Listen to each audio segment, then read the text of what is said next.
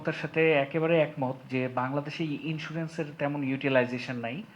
তো একটাই সার্টেন যাদের ইনকাম আছে ধরেন 1,00,000 টাকা বা 50,000 টাকা বা তার প্লাস, তাদের জন্য আসলে ম্যান্ডেটরি একটা হেলথ ইন্স্যুরেন্সের অ্যামাউন্ট ধার্য করা উচিত। এটা 200 টাকা হোক, এটা 500 টাকা হোক। এখন এই ইন্স্যুরেন্সের টাকা হয়তো তার কাজে না লাগলেও যাদের আসলে অনেক মানুষই আছে আসলে হেলথের যে কোনো একটা ক্রাইসিসে পড়ে একেবারে নিঃস্ব হয়ে যায়।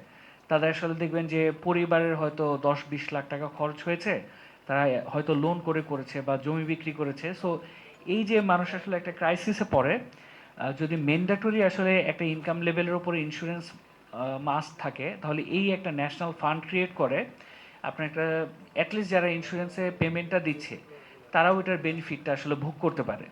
তো এটার জন্য হয়তো আপনার মানে প্রাইভেট ইন্স্যুরেন্স কোম্পানি যারা আছে তাদের সাথে কোয়ালিশন করে করা যায়। বাংলাদেশ আর্মির কয়েকটা ইন্স্যুরেন্স কোম্পানি আছে।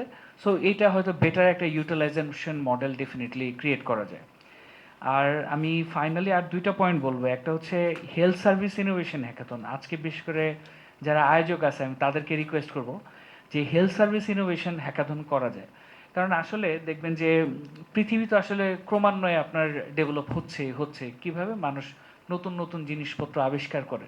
সো আমাদের দেশে খুব ব্রিলিয়ান্ট মাইন্ডস আছে, চমৎকার মানুষ আছে, তাদেরকে নিয়ে যদি এই ধরনের হেলথ সার্ভিস ইনোভেশন হ্যাকাথন আয়োজন করা যায়, আপনি দেখবেন যে আমাদের ইনফ্রাস্ট্রাকচার আছে, চালু হচ্ছে না। যেমন আমার বাড়ি মুন্সিগঞ্জ, এখানে নতুন একটা হসপিটাল হয়েছে। গত 10 বছর ধরে দেখলাম নতুন চকচকা বিল্ডিং, কিন্তু সেখানে কোনো মানুষ নাই। তো এটা প্রাইভেট সেক্টর দিয়ে ম্যানেজ করে হোক বা নতুন কিভাবে আরও ইনোভেটিভ আইডিয়া দিয়ে এই আমাদের এক্সিস্টিং রিসোর্সগুলোকে কাজে লাগানো যায়, সেটাকে আমরা প্ল্যান করতে পারি। তো আমি আজকের আয়োজকদেরকে বলবো এই ধরনের একটা আয়োজন করার জন্য।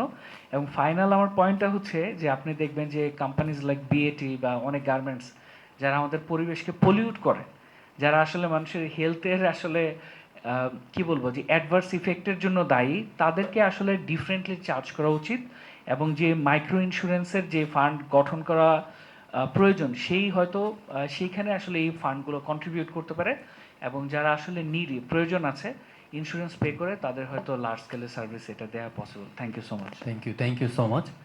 আর আমি আরেকটা জায়গায় চলে যেতে চাই এখন, প্রাভা হেলথ।